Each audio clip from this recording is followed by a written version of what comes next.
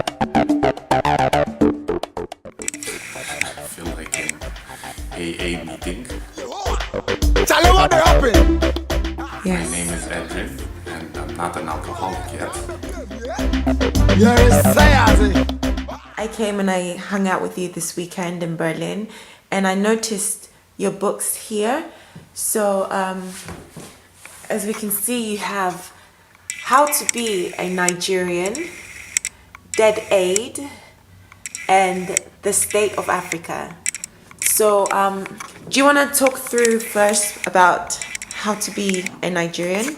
How to Be a Nigerian, it's a very thin book. It's actually a collection of articles from a Nigerian author.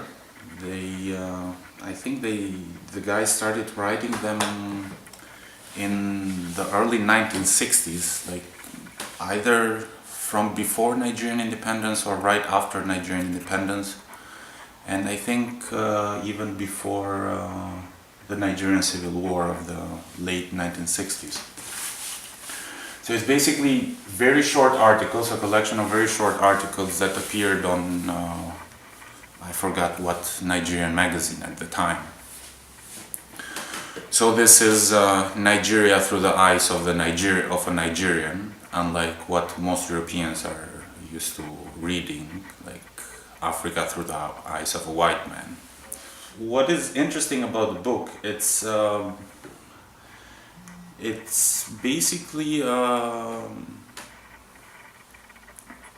the author makes fun of the Nigerian psyche at the time. Different things in Nigeria, starting with corruption, politics, some parts of Nigerian culture, and a lot of things that both Nigerians and non-Nigerians would notice as soon as they would step in Nigeria. The interesting thing is that, well, apparently I haven't been in Nigeria in the 60s, but I have been last time a few months ago. And even though I haven't finished the book, I can tell that in the past 50 years, not many things have changed. Or let me put it differently. Well, I'm sure in terms of infrastructure a lot of things have changed, but in terms of the national psyche you can still see a lot of similarities about what the author was talking about in the early 60s and 50-something years later. So moving on to Dead Aid. Well, Dead Aid, it's a book that I've actually heard a lot about. From me as well. Apparently so. I haven't read it. I was supposed to start reading it a few weeks ago. It didn't happen. It's a book that, again, it's a book about Africa written by an African. And it's a book that has stirred a lot of debate as far as I remember the background. I mean, the point of the book is that with over $1 trillion of aid being thrown into Africa, not really many things have changed. A lot of that money has actually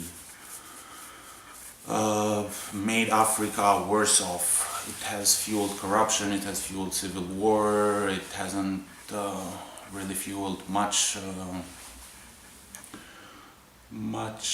sustainable development, and a lot could have been done better with that, with those kind of funds. And then moving on to the State of Africa. The State of Africa, it's history. Unlike the other two, this is, as